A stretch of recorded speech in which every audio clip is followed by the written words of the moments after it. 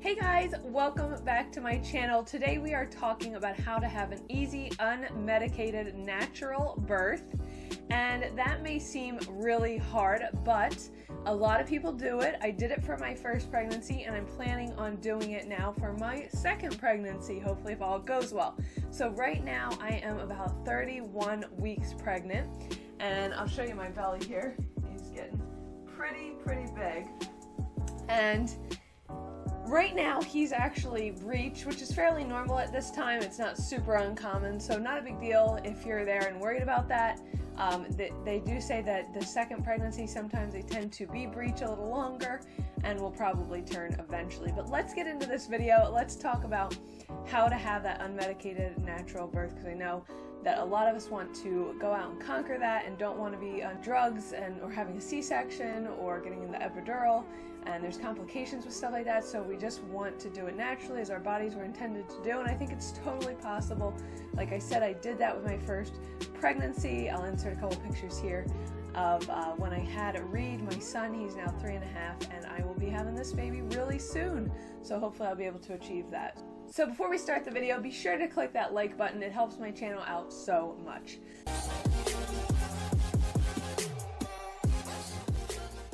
Step one is to make sure that you plan for it. So if you set out without a plan, obviously you're going to probably fail, and there's a lot to making sure that you plan for this, not only in your mind, but also picking the right provider that is going to be okay with you going that route. There are some doctors who will not do that. So I found that midwives were my best bet, and I love the midwives that I chose in the area that I am, and they are really flexible with working with not doing shots if you don't want once the baby comes, not having medication during the birth, being with your baby the whole time, just really good natural things that will help you bond quicker and better with your baby. Obviously, when it comes to our mindset, we have to really be willing to get through the hard parts of labor and not go backwards. So, quick story, with my pregnancy with Reed, I at one point was in so much pain, and so let's back up a little bit. I had to have Pitocin because my water broke early. So Pitocin is actually a natural, it's I guess considered a medication, but it's natural form, and it brings on labor. So unfortunately though, it's really intense, and especially when your water breaks, it's even more intense to go that route. So it stunk that I had to do that, but that's just what I had to do the first time. So with the Pitocin and my water breaking already, 10 hours of that was really intense, and I could not catch a break at all. So there was one point when, I had signed that I didn't want to do an epidural. They asked me, do you want morphine? And thank goodness I didn't choose that, because actually when Reed came out, his breathing was a little messed up. So it was really good that I decided against it, because that could have made it worse, and he could have really been in a bad way. So that is just one example of, really know in your mind what you're going to do. Whoever's going to be with you, whether you have your husband or a support person, make sure that they know your plan so that you don't go back on it. And when you're in the middle of that extreme pain, you can say, you can look at them and say, you tell them what I need to do, and they will stick up for what you originally wanted to set out for, because it is possible. And most of the time, by the time you're in the really hard parts of labor and you want something to intervene and help, you will already be through the worst part. That's what they typically say. And I found that very true. That when I was at my worst is when he was just coming like an hour later. So you can get through it and just keep that mindset. Number two is find the right provider. Like I said, I chose to go with midwives because I like that natural approach and their care through everything. I barely tore, which was amazing, and I think that really is attributed to the fact that they take really extra care to make sure that you don't, in the way that they bring the baby out. I know I had a lot of friends who ended up having babies and tore really bad with a typical doctor, and that's because they oftentimes want to do the epidural, which numbs your whole area. You don't know, you can't have feeling of what's going on, and then you push too fast. You actually don't want to push really fast. When it gets to that point, you want to go slow and steady, so that your skin just kind of stretches slowly as it's meant to, as opposed to just really quick, it will just tear.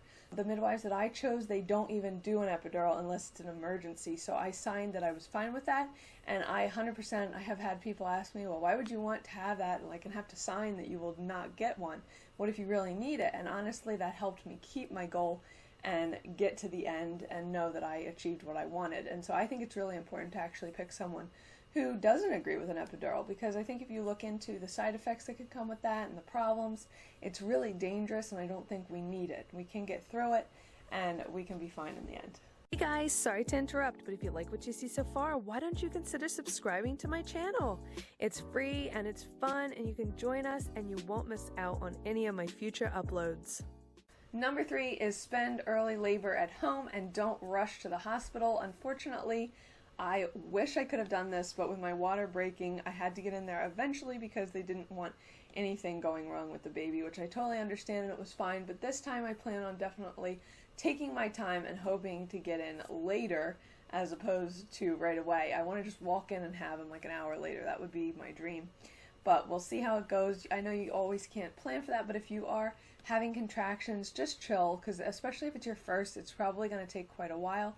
And to rush it is just going to make you sit in the hospital and be out of your element even longer. So just try to stay home as long as you can until those contractions are really close together, and then you feel like it's time to go to the hospital. Number 4 is, again, about mindset. Just feed your mind with positivity. Tell yourself positive affirmations and know that this will truly work out. Even if something goes wrong, even worst case scenario, in the end, you wanted a natural birth and you end up with a C-section, it's okay as long as the baby is there okay and safe and healthy and you're healthy. Everything is going to work out.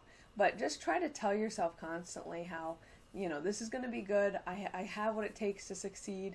I can stay calm through this. I have the support people I need, and everything is in place. And if you keep your mind in that space and you just constantly tell yourself positivity, I know, like, for me, sometimes I would watch YouTube videos about birth and labor, and I started to not want to do that anymore because it just kind of psychs you out, and you see the good and the bad, and so inevitably in our minds we remember the negative or the more shocking things, and I think it's just detrimental because each and every person is a different case, and you may have a totally different experience than someone else. So just stay positive and know you'll get through it. And number 5 is just try to relax. There's lots of deep breathing techniques that you can find on YouTube on how to have a natural birth and breathe through the contractions, and also just letting go and realizing that your body was meant to do this and it will get through it and be successful. And I think believing that is just the best thing you can do. So these are just some basic things you can do.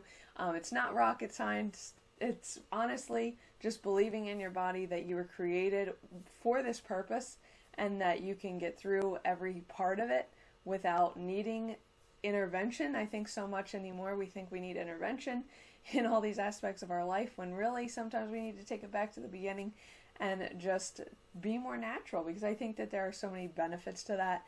I know for Reed, I'm so thankful for the people that we chose to bring him into this world, and just how everything was handled. We had him the whole first night at the hospital. We only stayed one night anyway, besides the night I was in labor, and we went with a baby-friendly hospital, so they didn't have a nursery. They didn't take him and hold him, and it was kind of frustrating because we were so tired, but at the same time it was such a special bonding experience, and I think to be there for your baby is just amazing, and especially in those first moments.